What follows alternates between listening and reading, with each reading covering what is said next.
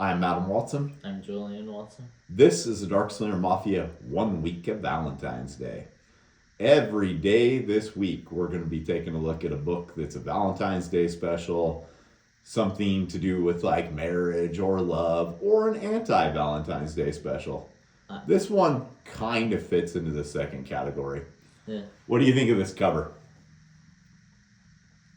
Funny?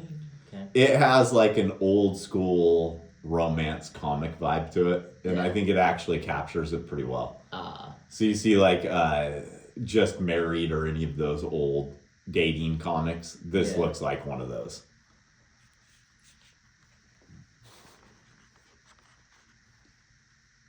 It doesn't actually say who the writers and artists and all that are, but I know Bill Willingham's the writer, because why else would he be here, right?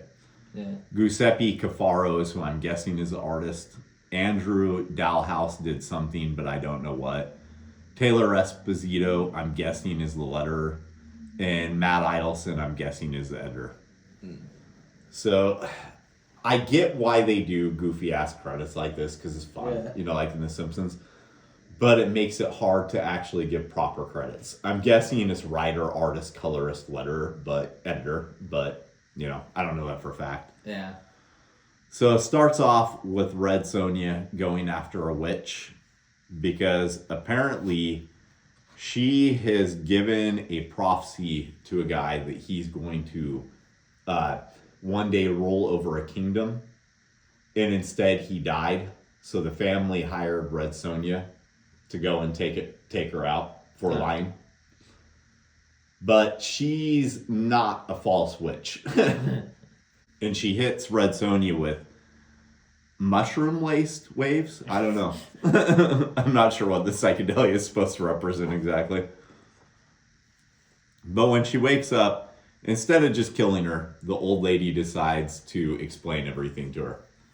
She does actually have powers, but she also can't really see the future because the future isn't written yet. Yeah. So when people come to her, that's all they want to know, though. They don't want to know things about the past. They just want to know things about the future. Now, if I went and found her, I'd want to know things about the past. Yeah.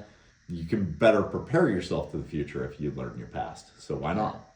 So, and everybody's got unanswered questions about the past. Yeah. In any case, she tells everyone they're going to get a kingdom.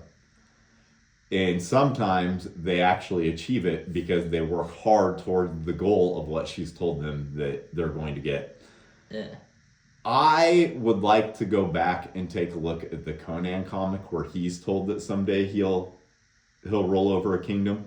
Because I wonder if they're making this character look like the witch that gave him that prophecy. Yeah. But I don't remember,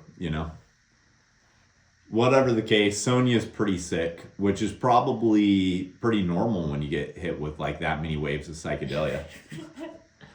She's probably tripping pretty damn hard. I have no complaints about the artwork in this. I think the art's really solid. Yeah. But there's one problem. Sonja promised the family the witch's head, and she delivers on what she promises. So the witch gives her a compromise.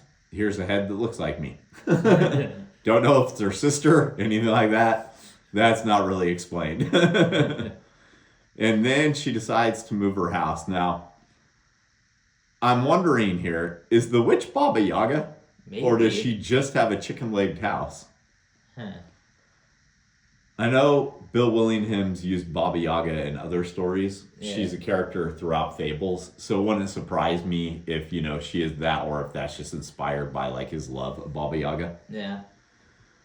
And then it moves to Colin Goth, who is a great sorcerer and the enemy of Red Sonja and Conan.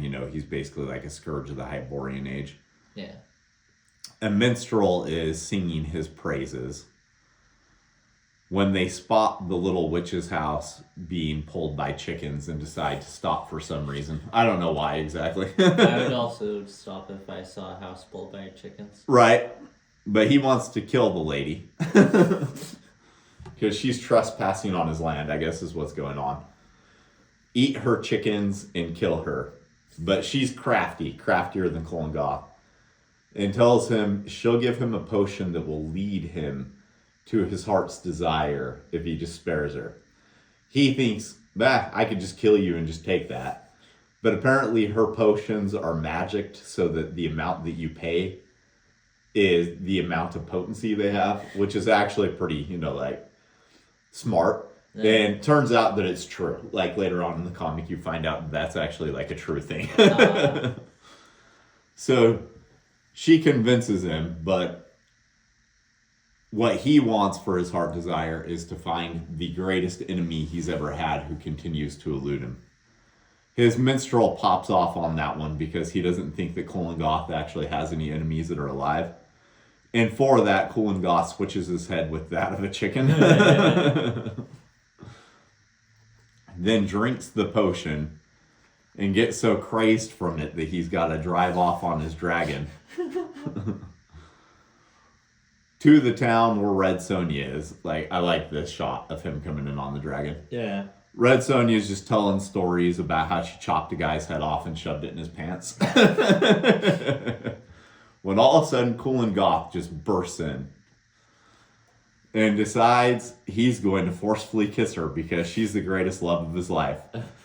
And this is when the witch tells his men that the only potion she had that would lead someone to someone else is a love potion. And that it will work. He'll be led to wherever she's at. But the payment he gave her, it wasn't really gold. It was just leaves. Apparently, Colin Goth does this to people all the time. She's not happy about that, so she turns his men into, like, little action figures. And then we get Red Sonja's do and don'ts of dating. Every single thing somebody does that displeased her on a date ends up with them getting killed. This is fantastic. I love this.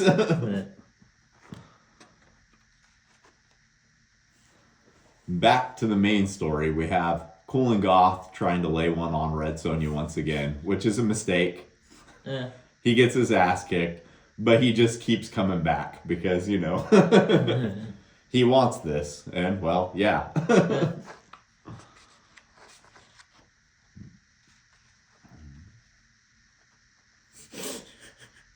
So she takes off and he starts chasing her with cherubim all around him.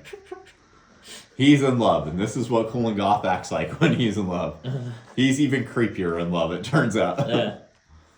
I'm not sure what kills this cherubim exactly. Can you figure that out? I think it's just like something that lives in the sand that pops out and eats it. I think so too. But yeah, Red Sonja decides she doesn't like his cherubim either and just starts hacking them to little pieces. And he inappropriately advises that he get rid of the cherubim so that they can get naked. I mean, it's appropriate to send the cherubim away, but, she doesn't want to get naked with this old gross guy. Yeah. So she chops his head off for that, but that doesn't kill him because Colin Goth can live without his body. Oh. He's a great sorcerer, so. Yeah. And then it's back to the witch where we just kind of find out that the potion may wear off sooner than later, but she doesn't really know when it's going to wear off. Yeah. And he uses one of the cherubim's bodies to become something massively creepy and flies off after his true love, Red Sonja.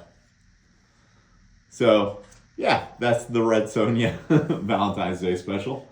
Then we get the Vampirella versus Purgatory ad. Dynamite does these a lot where it uses double page ads, but it just shows like variant covers. They do a shit ton of variant covers. I do really like this image. That's a really cool one. This is a good drawing. Yeah. I didn't know that Vampirella fought the... I can't remember what the actual title is, but they're the public domain heroes is basically what they are. This image, I don't really like. I don't like that painter style like that. This one is okay. It's kind of stiff. Yeah. So yeah, and then apparently these are all the variant covers for this. In my opinion, I got the best one. Yeah. So, Red Sonja Valentine's Day special. What did you think about this? It's funny. Yeah, it was very funny. It was quite enjoyable.